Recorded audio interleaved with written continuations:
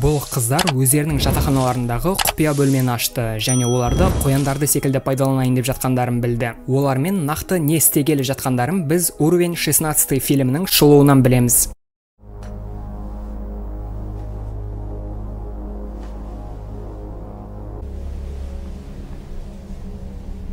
Біз түрмеге ұқсас ұзын балаларға арналған қамқорлық үйін көреміз. Мұнда көптеген жасөспірім қыздар өмір сүреді. Олардың араларында екі құрбы Вивиан мен София. Олар жатын бөлмеде отырып, оларды асырап алатын күнді армандайды. Сөйтсе, олар өмір бойы осы жетімдер үйінде тұрып жатыр екен және ешқашан сыртқа шықпаған. Сиренаның дыбысы шығады. Бірдей ұзын көйлектегі көптеген қыздар дәліздегі қол жуғышқа асығады. Оның қасында камера орналастырылған. Әр қыз шомылып, өзінің таза екендігін көрсетуі керек. Барлықтары мұны анық тәртіппен жасауға мәжбүр және бірнеше секундта үлгереді. Кенеттен София өзінің сұйық сабын салынған құмырасын құлатып алады. Мәселенің бәрі оның көзі нашар көреді және қыз оны ешқалай таба алмай жатыр. София Вивианнан оған көмектесуін өтінеді. Қыз құрбысына көмектесуге асығады және оның құмырасын көтереді. Осының салдарынан ол жуынуға бірнеше секунд кешігеді. Бірден қызыл шам жанады және дабыл іске қосылады. Барлық қыздар жүздерімен қабырғаға бұрылады.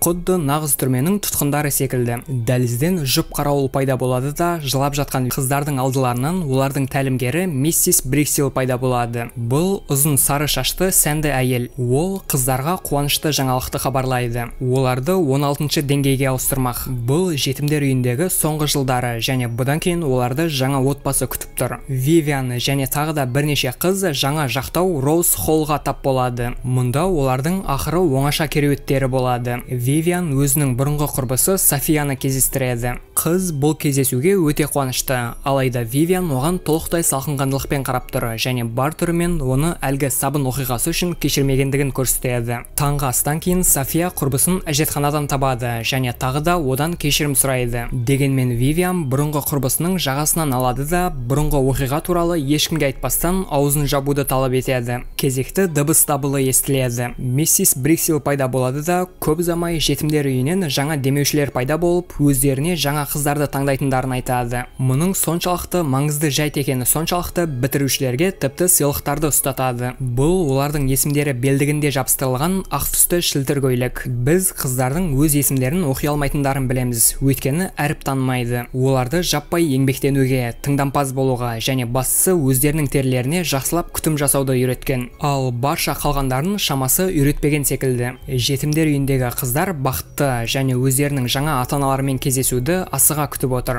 Тек София ғана өте алаңдаулы көрінеді. Ол Вивианнан бүгінгі күнделікті дәруменді қабылдамауын өтінеді. Қыздар камераның алдында тұрады және кезекпен көк капсулаларды қабылдайды. Вивиан Софияны тыңдауды шешеді және бұл капсуланы жұтпастан оны дәретханаға түкіреді. Дабыл дыбысы тарай салысымен Вивиан төсегіне жатады. Оны бөлмедегі барлық қыздардың секундтарда терең ұйқыға енгендері таңдандырады. Кенеттен София пайда болады және Вивианға бұл жердегі бүкіл шындықты айтуға тырысады. Қыздарға дәрумен емес ұйықтататын дәрі береді екен, сондықтан олар таңға дейін оянбайды. Дәлізден әлдекімдердің қадамы естіледі. София тығылады және Вивианнан ұйықтаған кейіп танытуын өтінеді. Жатын бөлмеден екі қарауылдың жетелеуімен миссис Бриксил пайда болады. Әйел бірнеше ұйықтап жатқан қызды меңзейді және ер адам оны әлдебір жаққа алып кетеді. Олардың араларында өтірік ұйықтап жатқан Вивиан да бар. Қыздарды әлде бір залға әкеледі. Қарауылдар шығып кеткесін Вивиан көзін ашады да жан-жағына көз жүгіртеді. Қыз қатты қорқады және ол тағы да көзін жұмады. Бөлмеге бейтаныс қарт жұптар кіреді. Миссис Бриксил оларға ұйықтап жатқан қыздардың тері қасиеттері туралы баяндайды. Әйел абдырап тұр, ал ер адам одан өз таңдауын жасауды талап етеді. Ханым екінші қызды таңдайды, Оливияны, және күйеуінен осы қызметті төлеуін өтінеді. Бұдан кейін Вивианды жатын бөлмеге әкеледі және кереуетіне жатқызады. Қызды қорқыныш жаулап алған. Сөйтсе, демеушілері оларды асырап алмайды екен, базардағы тауар секілді сатып алады. Бірақ олардың әрі қарай қыздармен не істейтіндігі белгісіз. София пайда болады да құрбысына неғұрлым тезірек жетімдер үйінен қашып кетуді ұсынады. Сөйтсе, ол 13-ші деңгейден бері дәрумендерді қабылдамайды екен және мұнда түнде не болатындығы туралы барлығын біледі. Жетімдер үйі өте қауіпті, бірақ олар қайда қашады? Қыздарға өне бойы сырттағы ауаның уланғанын және тыныс салуға жарамсыз екендігін айтқан. Күндіз тағы да бір оғаш жағдай орын алады. Олар дәрігер Мирамен танысады. Ол әр қызды мұқият қарайды және Вивианға күлімсірейді. Бірақ ол мұнда ешкімге сенуге болмайтындығын біледі.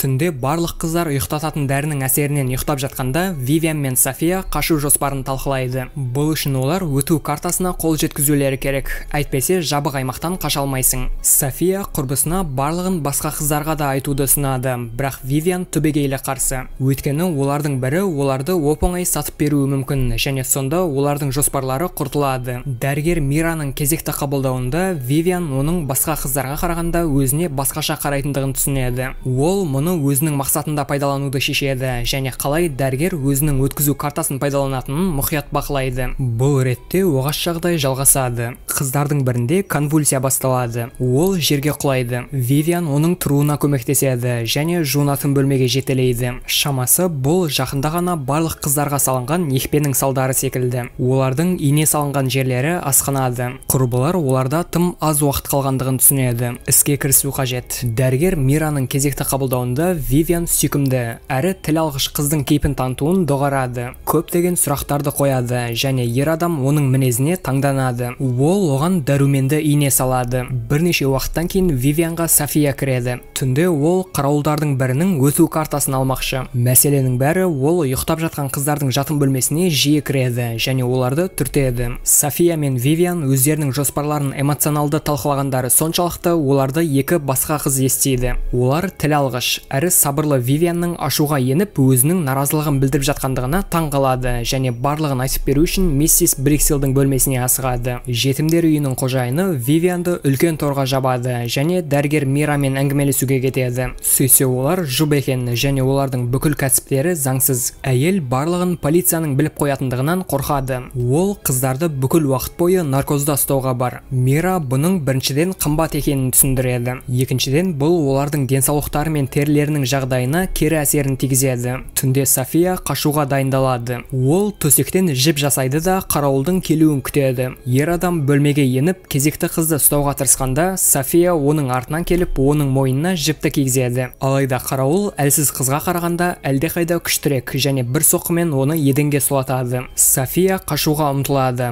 бірақ қарауыл оны ұстап алады. Ол кезекті соққыдан кейін қасынан үтікті байқайды. Қыз оны ұстайды да қарауылдың басына соққы береді және еркек есін жоғалтады. София оның қалтасынан өткізу картасын табады. Оны алады да құрбысы отырған торға асығады. Әттең, қыздар торды ашып үлгермейді, өйткені дабыл соғады және ол тез арада қашуға мәжбүр. Бірнеше уақыттан кейін миссис Бриксил пайда болады да Вивианды тордан шығарады. Қыздарды тағы да бөлмелердің бірінде жинайды. Олардың алдыларында миссис Бриксил, дәрігер Мира және қарауылдардың бірі тұр. Софияны сұмдық әрекет жасаған үшін кінәлайды. Ол маңызды бір затты ұрлаған, енді оны ешкім таба алмай жатыр. Қыздар ұрлаған заттарын қайтармайынша күн сайын олардың бірі қатыгездікпен жазаланатын болады. Дәрігер Мира алғашқы құрбанын таңдайды және қарауыл жылап жатқан қызды дәлізге алып кетеді. Жетімдер үйіндегі тәртіп бұрынғыдан да қатты күшейеді. Енді қыздар өздерінің дәрілерін миссис Бриксилдің қадағалауымен ішеді. Әйел Вивианды қадала бақылайды және оны дәруменді ішуге мәжбүрлейді. Негізінде ол ұйықтататын дәрі. Ол қызға ертең оны демеушілер әкететіндігін хабарлайды. Вивиан іс жүзінде оның уақыты қалмағандығын түсінеді. Түнде ол ұйықтататын дәрінің әсерімен күресуге тырысады және қолын өткір шаш қыстырғышпен жарақаттайды. Бейсаналық күйде қыз Софияның төсегінен өткізу картасын табады және кіреберіс есікті ашуға тырысады. Әттең, онысынан ештеңе шықпайды, өйткені бұл карта құлыптанып қалған. Вивиан есікке шарасыздықпен қарайды және картаны бұрағыш ретінде пайдаланып ілмектерді шешеді. Есікті ашқасын Вивиан дәлізге шығады да жетімдер үйінің басшылығына қарай жылжиды. Бұл уақытта дәрігер Мираның кабинетіне миссис Бриксил кіреді және қасына өзінің өткізу картасын қалдырып, оның үстелінен әлдебір нәрсені іздейді. Вивиан кабинетке кіреді және жетімдер үйінің қожайынынан Софияның қайда екендігін сұрайды. Әйел Софияны жертөлеге жауып қойғандығын айтады және Вивианды транквилизатор дозасымен емдегелі жатыр. Алайда қыз жайдан жай беріле салмайды. Олардың араларында күрес басталады. Вивиан дәрі инесін алып үлгереді және оны миссис Бриксилдің өзіне салады. Тәлімгердің өткізу картасын алғасын, қыз бостандыққа жетелейтін есікке жақындайды. Шамасы ол Софиясыз ақ та қашып кетуге дайын секілді. Дегенмен Вивиан бәрібірде жертөлеге түседі,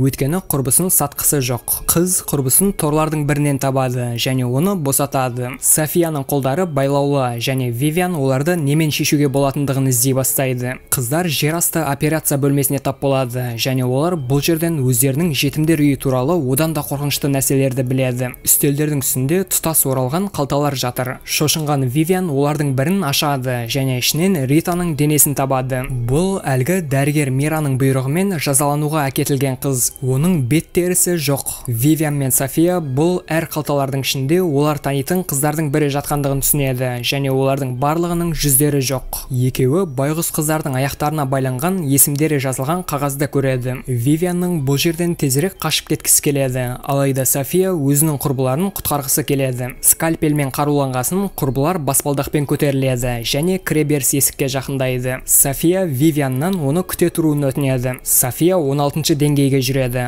ал Вивиан қалай қарауылдың есікті ашқанын көреді. Онда ол әлі ешқашан болмаған. Қыз онда не бар екендігін білгісі келеді. Бұл қабырғада үлкен экраны бар әлдебір кабинет. Оны түрткесін Вивиан жарнама бейнесін қосады. Онда дәрігер Мира мен миссис Бриксил өздерінің тері жасатқыш клиникаларын ұсынуда. Барлығы өте оңай. Клиентке көптеген әртүрлі әдемі жүздер ұсынылады және ол өзіне ұнағанын таңдайды. Донор қыз үнемі синтетикалық препараттарды қабылдайды. Донор мен клиенттің ДНК-сын толықтай үйлестіру үшін. Осының арқасында жаңа жас тері оңай әрі ауырсынусыз киіледі. Вивиан шарасыздық пен қорқыныштан жылайды. Бұл уақытта София қалған қыздарға жан түршіктірерлік шындықты айтып береді, бірақ олардың оған сенгілері жоқ. Жетімдер үйінің тәрбиешісі Софияны торға қайтару үшін міне қарауылдарды шақырайын деп жатқанда бөлмеден Вивиан пайда болады. Ол өзімен бірге қолдары байлаулы миссис Бриксилді әкеледі. Ине препаратынан кейін әйел өзін нашар басқаруда. Сол себепті барша күнәләрін лезде мойындайды. Оның үстіне қыздар миссис Бриксилден жүз алмастырудың іздерін табады және ол да біреудің терісін пайдаланғандығын түсінеді.